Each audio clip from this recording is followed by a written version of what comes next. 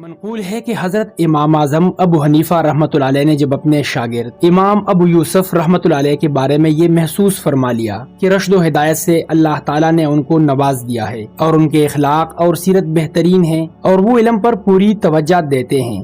تو ان کو خصوصی نصیحتیں فرماتے ہوئے ارشاد فرمایا کہ اے یعقوب، صاحب سلطنت کی عزت کرنا اور اس کے مرتبے کی بڑائی کو سمجھنا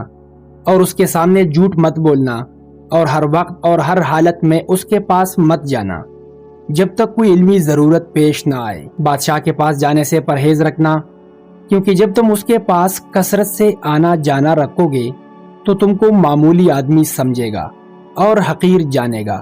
اور اس کی آنکھوں میں تمہاری حیثیت کچھ بھی نہ رہے گی۔ لہٰذا تم بادشاہ سے ایسا معاملہ رکھو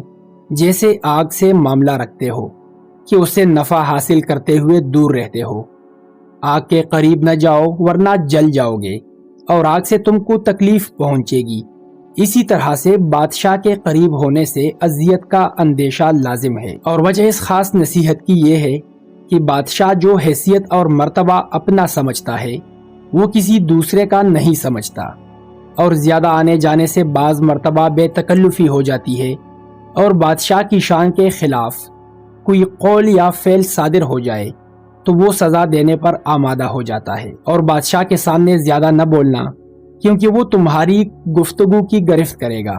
تاکہ وہ اپنے حاشیہ برداروں کو یہ بتائے کہ میں سے زیادہ جاننے والا ہوں، اور تمہارے کلام کی غلطیاں پکڑے گا، اور اس طرح سے تم اس کے درباریوں میں حقیر ہو جاؤ گے۔ اور عوام کے سامنے صرف اسی بارے میں بات کرنا جس کے بارے میں تم سے سوال کیا جائے، یعنی عوام میں سے جب کوئی شخص سوال کرے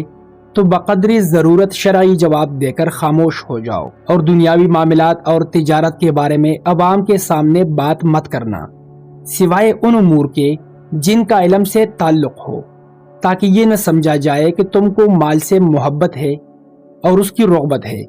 اگر ان کے دل میں یہ خیال آ گیا تو تمہارے بارے میں بدگمانی کریں گے اور دل میں یہ سمجھیں گے کہ تم رشوت لینے کی طرف متوجہ ہو اور اس کی طرف ہاتھ بڑھانے کو تیار ہو۔ اور جو لڑکے قریب البلوغ ہوں ان سے بات نہ کرو، کیونکہ یہ لوگ فتنہ ہیں۔